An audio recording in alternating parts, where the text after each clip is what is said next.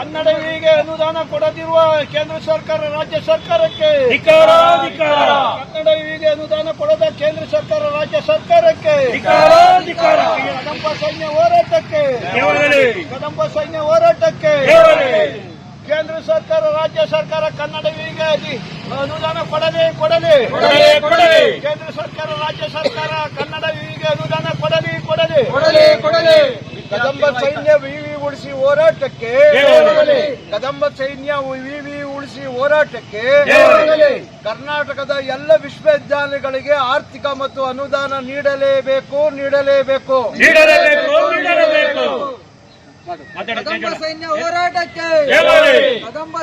ಕದಂಬ ಸೈನ್ಯ ಕನ್ನಡ ಸಂಘಟನೆ ಕರ್ನಾಟಕದ ಎಲ್ಲ ವಿಶ್ವವಿದ್ಯಾಲಯಗಳನ್ನ ಉಳಿಸಬೇಕು, ಆರ್ಥಿಕ ಸಂಕಷ್ಟದಿಂದ ಪಾರು ಮಾಡಬೇಕು, ಭರ್ತಿ ಮಾಡಬೇಕು, ಮೂಲ ಸೌಕರ್ಯಗಳನ್ನ ನೀಡಬೇಕು ಅಂತೇಳಿ ಆಗ್ರಹಿಸಿ ಹೋರಾಟ ಮಾಡ್ತಾರೆ.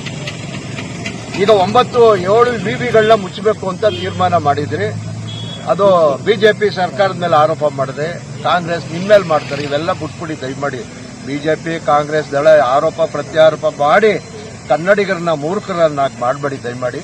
ಎಲ್ಲ ವಿಶ್ವವಿದ್ಯಾನಿಲಯಗಳು ಬಹಳ ಆರ್ಥಿಕವಾಗಿ ಸಂಕಷ್ಟ ಇವೆ, ಬಹಳ ನೋವಾಗುತ್ತೆ. ಭಾರತದ ಸಂವಿಧಾನ ಶಿಲ್ಪಿ ಡಾಕ್ಟರ್ BR ಅಂಬೇಡ್ಕರ್ ಅವರು ಹೇಳಿದ್ದಾರೆ, ಆರೋಗ್ಯ ಮತ್ತು ಶಿಕ್ಷಣವನ್ನ ಉಚಿತವಾಗಿ ನೀಡಬೇಕು. ಈಗ ನೀವೇನ್ ಮಾಡ್ತಾ ಇದ್ದೀರಿ?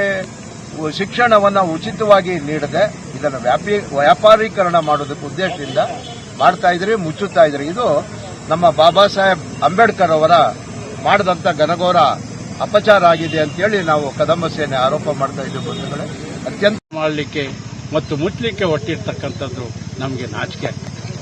31 ವಿಶ್ವವಿದ್ಯಾಲಯ ಈ ರಾಜ್ಯದಲ್ಲಿದೆ, ಕರ್ನಾಟಕದಲ್ಲಿರ್ತಕ್ಕಂಥ ಅದರಲ್ಲಿ ಪ್ರಖ್ಯಾತಿ ಇಡೀ ಭಾರತ ಅಲ್ಲ ವಿಶ್ವದಲ್ಲೇ ಪ್ರಖ್ಯಾತಿ ಪಡೆದಂತ ಮೈಸೂರು ವಿಷಯ ಅದನ್ನ ಖಾಸೀಕರಣ ಮಾಡ್ತೀನಿ ಅಂದ್ರೆ ಅರ್ಥವಿಲ್ಲದೆ.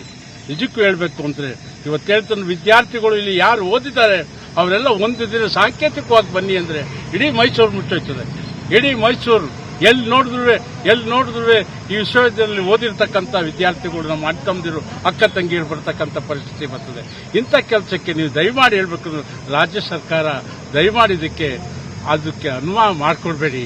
ದಯವಿಟ್ಟು ಹೇಳಬೇಕು ಅಂದ್ರೆ ಈಗ ಏನಿದೆ ನಮಗೆ ಆರ್ಥಿಕವಾದಂಥ ಪರಿಸ್ಥಿತಿ ಸಂಕಷ್ಟ ಇದೆಯಲ್ಲ ಅದನ್ನು ಮಾಡಿ.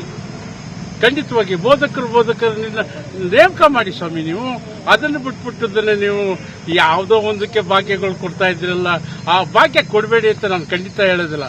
ಆ ಭಾಗ್ಯದ ಜೊತೆಗೆ ನಾನು ಹೇಳ್ತಕ್ಕಂಥ ಶಿಕ್ಷಣ ಭಾಗ್ಯನೂ ಕೊಡಿ.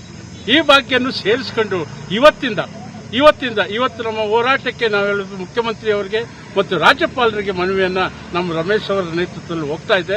ಖಂಡಿತವಾಗಿ ಇಂತಹ ಒಂದು ಹೋರಾಟ ಅರ್ಥಗರ್ಭಿತವಾಗಿರಬೇಕಾಗ್ತದೆ. ಇವತ್ತು ಹೇಳ್ತದೆ, ಸರಸ್ವತಿ ಪೂಜೆ ಮಾಡತಕ್ಕಂಥ ಪವಿತ್ರವಾದಂಥ ಈ ಭಾರತದಲ್ಲಿ ಹುಟ್ಟಿರ್ತಕ್ಕಂಥ ನಾವು ಜನ ಮೈಸೂರಲ್ಲಿ ಹುಟ್ಟಿರತಕ್ಕಂಥ ಜನಕ್ಕೆ ಕೈಯೂ ಕಟ್ಟಾಗ್ತಾ ಇದ್ದಾರೆ, ಕಾಲು ಕಟ್ಟಾಗ್ತಾ ಇದ್ದಾರೆ, ಬಾಯಿಗೆ ಪ್ಲಾಸ್ಟರ್ ಆಗ್ತಾ ಇದ್ದಾರೆ ಅಂದ್ರೆ ಸರಸ್ವತಿ ಎಲ್ರಿಗೂ ಹೋಗ್ಬೇಕು. ಖಂಡಿತವಾಗಿರ್ತೀನಿ. ತಾಯಿಯನ್ನು ಜನ್ಮ ಕೊಟ್ಟ ತಾಯಿನ ಮಾಡ್ತಕ್ಕಂಥ ಕೆಲಸಕ್ಕೆ ಇನ್ನೊಬ್ಬರಿಗೆ ಖಾಸೀಕರಣ ಮಾಡ್ತಕ್ಕಂಥದ್ದು ನಿಜಕ್ಕೂ ನಾವು ಒಪ್ಪೋದಿಲ್ಲ. ಖಂಡಿತವಾಗಿ ಖಂಡಿಸ್ತೀವಿ. ಕೂಡಲೇ ಇವತ್ತಿಂದ ಹೇಳಬೇಕು, ಇವತ್ತಿಂದಲೇ ಪ್ರಾರಂಭ ಮಾಡಿ ಅನುದಾನ ಕೊಡಲಿಕ್ಕೆ ಶಿಕ್ಷಕರನ್ನ ನೇಮಕ ಮಾಡತಕ್ಕಂಥ ಕೆಲಸವನ್ನು ಪ್ರಾಮಾಣಿಕವಾಗಿ ಮಾಡಲಿ ಅಂತ ಹೇಳಿ ಈ